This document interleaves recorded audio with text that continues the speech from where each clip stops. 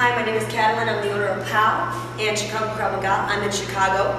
And I wanted to just go through some footwork training. One of the things that I find, particularly in Krav Maga, actually in all of them, but Krav Maga students have a very difficult time, is being comfortable in a wider fighting stance. I notice that the women who naturally stand with their feet underneath them and kind of cross their legs have a really hard adjustment getting into this kind of boxy, athletically strong stance to the ground where their legs are separated. And of course, you know, I can understand that's not the way you walk, and it's not your natural cadence in how you move your legs when you're doing anything. So we have to kind of change that so that you instinctually have a fighting stance when you feel some level of threat, whether it's on the street or even in what I would call a gray area situation. It could be a fight with a boyfriend or a husband or something like that. You want to make sure that your legs are there, prepared and ready to kind of prep you and burst you into action to defend yourself. This of course applies to boxers and Thai fighters and anybody else that does any type of combat sports. I love using this xering, which actually you can get from Spry or Rev Gear, and you're going to put it around your ankles.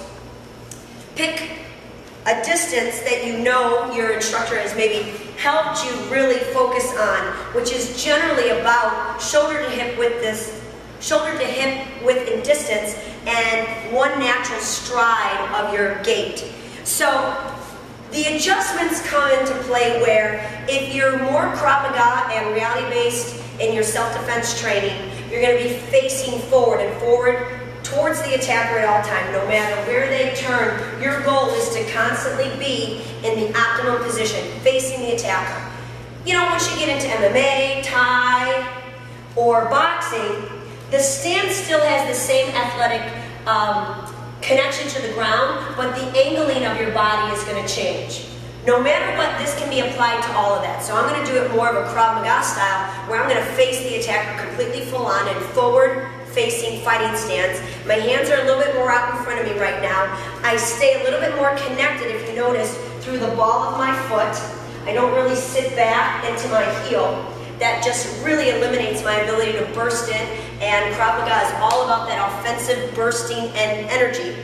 And I want to maintain just learning how to move while keeping my stance the same distance more or less. I'm not saying that your feet never move closer to each other as you advance in, but in general you want to become very comfortable and make this a little bit more intuitive in how you move. So when I'm moving, I'm going to keep the balls of my feet connected, never putting my heel down, and I just work on maintaining simple resistance. Nothing so crazy. I'm not trying to get too wide, but my body's going to adjust to the amount of resistance the more I move. And as I advance and retreat and work on lateral movement to the right, lateral movement to the left, I want to maintain the resistance there. Then you want to start adding just a little bit more energy to it, where you're basically able to move forward, retreat back, move to the side, always keeping those shoulders and hips facing the attacker. The other movement that I really like to train is just kind of moving back.